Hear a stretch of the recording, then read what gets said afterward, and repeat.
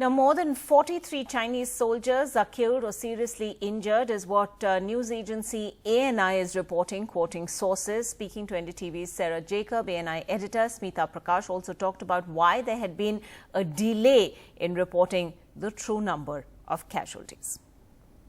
Smita Prakash, we have the army confirming that 20 Indian soldiers, including a colonel, have been killed. But the numbers of the casualties on the Chinese soldiers' side is coming from ANI, according to sources. What can you tell us about this?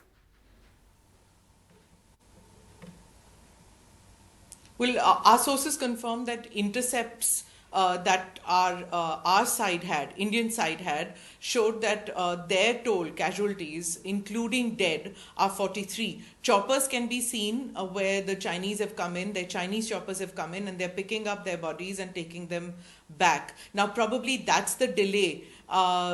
The reason probably why that the Indian side did not comment on the number of casualties on the Chinese side. Usually what happens is that the Indian army never talks about how many were killed on whether on the western sector or on the eastern sector. The numbers are never put out by the Indian army on the other side. Whereas this time what has happened is that what we've seen is that no rules of engagement have been kept by the PLA. They have not done anything which are as per the rules of engagement. They've been like a thuggish street villain. So as a result of that, I think the Indian army waited, whereby the Chinese would put out their numbers just like we put out our numbers. But nothing came from the Chinese side other than propaganda. So as a result of that, I think now what has happened is that through sources, this has been revealed to us.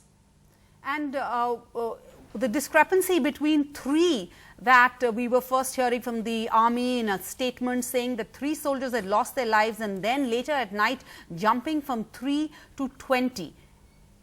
Is there an explanation for that? Sarah, you can see this as a discrepancy, or you can see this as a warlike situation or a clash which is happening on the border, and the numbers which are given out are as per what happens on the ground.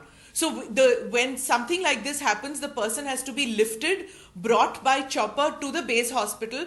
In the base hospital, there are certain protocols which have to be followed by the military, and once those are done, only then do the numbers come out. So from 3 to 20, and those could rise too, because some are very grievously wounded. So this could happen, and just remember that what has happened is that the bodies have been badly injured, they're mutilated.